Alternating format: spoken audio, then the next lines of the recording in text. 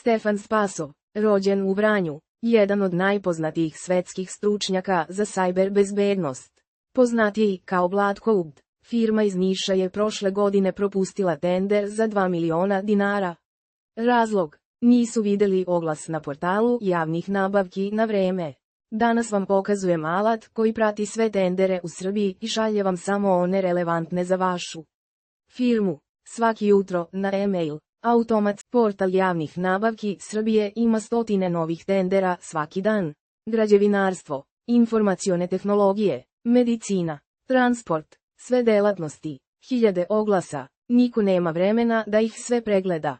Firme propuštaju ugovore vredne milione, samo zato što nisu znale da otvaramo tendera i unosimo naziv firme, delatnost i region. Sistem odmah pretražuje sve javne nabavke Srbije i prikazuje samo relevantne tendere. 12 rezultata za našu građevinsku firmu iz Niša.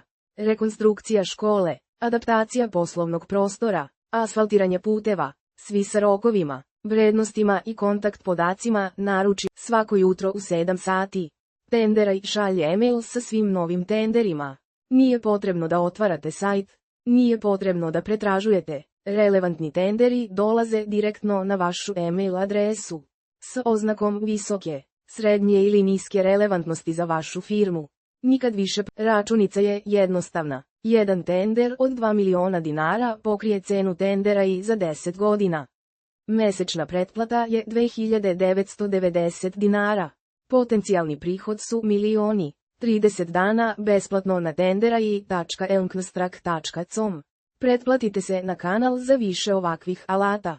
Vlatko, Stefan Spasov, Vranje.